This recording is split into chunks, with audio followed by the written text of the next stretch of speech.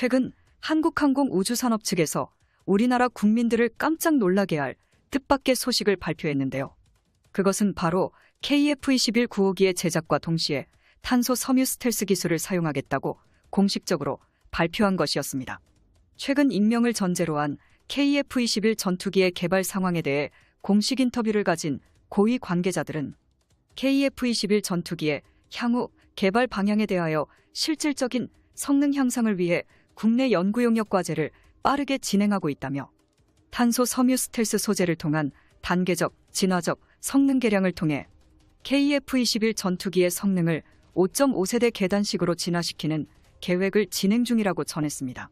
국내 기술로 최초 개발된 탄소 섬유 스텔스 소재란 기존 스텔스 도료가 가진 레이더의 전자파를 반사하는 방식뿐만 아니라 주변 전자파를 메타 소재가 흡수하는 새로운 역할을 하며, 이러한 방식의 흡수 소재는 적군의 고성능 레이더인 S밴드와 Q밴드 레이더파를 KF-21 전투기를 탐지하기 전에 없애버림에 따라 적레이더 방어 스텔스 RCS 단위를 최소치로 만드는 메타 소재 기반의 스텔스 소재라고 볼 수 있는데요.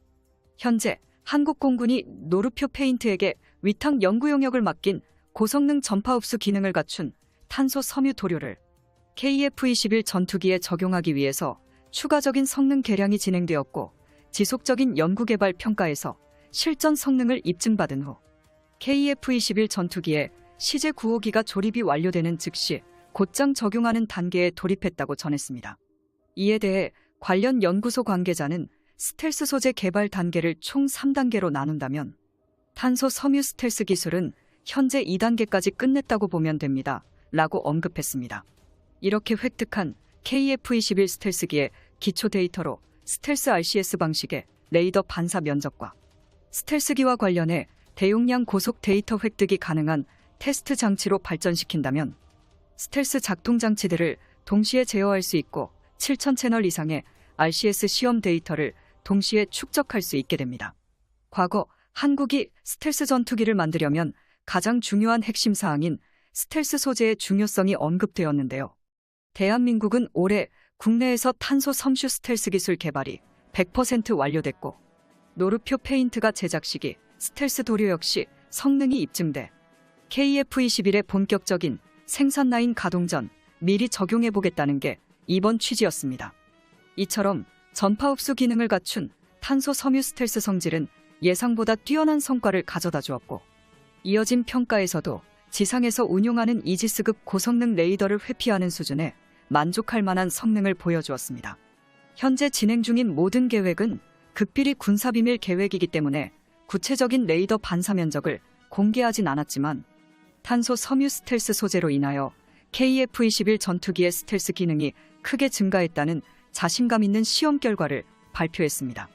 한국산 스텔스기인 KF-21 전투기는 레이더가 방출한 전자기장이 물체를 만나 다시 돌아오는 값인 레이더 단면적을 흡수해 적군의 레이더에 KF-21 전투기가 골프공 수준으로 매우 작게 포착되는 게 1차적 목표입니다. 이에 대해 한국항공우주산업은 지상시험을 거쳐 지금도 실시간으로 진행 중인 2200여 회의 비행시험에 들어가는 KF-21 개발 과정에서 국산 스텔스 도료를 시제기에 입혀 최상위급 스텔스 성능을 검증하는 방식은 당연한 방식 중 하나라고 자신감 있게 언급했습니다. 또한 KF-21 동체 표면에 바르는 도료는 내부 무장창과 적외선 방출 억제 형식의 스텔스 엔진과 더불어 스텔스기의 핵심 기술로 불립니다. 당초 당국이 도료 국내 개발에 나선 것도 기술 유출 등을 이유로 미국과 유럽 등 해외 구매가 쉽지 않았기 때문인데요. 한국 공군과 노르표 페인트는 이 국내 개발 도료가 적 레이더에 탐지될 가능성을 줄이는 피탐률을 크게 감소시킬 것이라 확신하고 있습니다.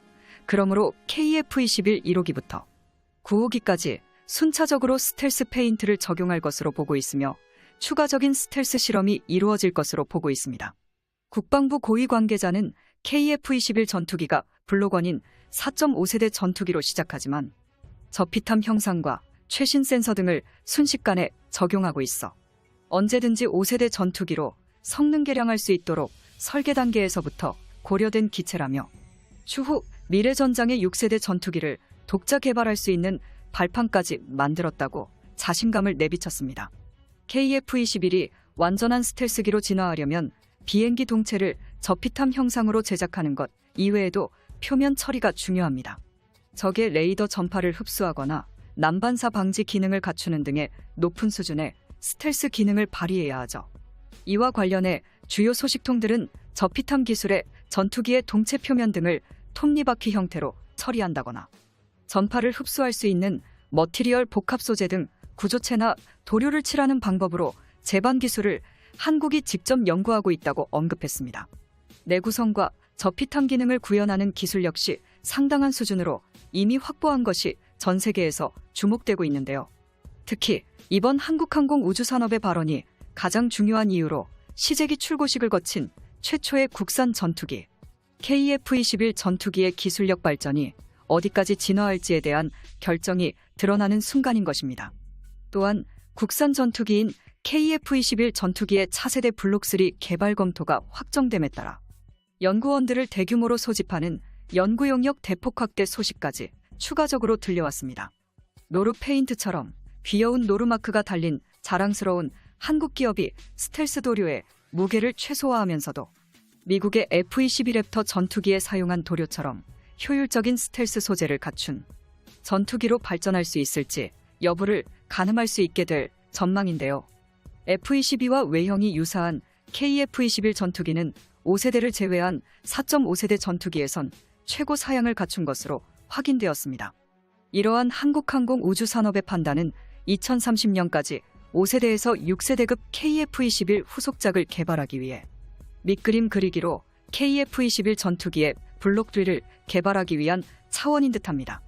또 다른 군사 소식통은 KF-21 전투기의 블록1이 미국의 6세대급 PCA 전투기 등 미국산 최신형 전투기에는 못 미치지만 블록2에서 3까지 레이더 피탐률을 꾸준하게 낮출 계획이며 KF-16 등 기존 공군의 전투기에 비교조차 할 수 없을 정도로 압도적인 스텔스 성능을 2030년까지 구축하는 게 목표라고 설명했습니다.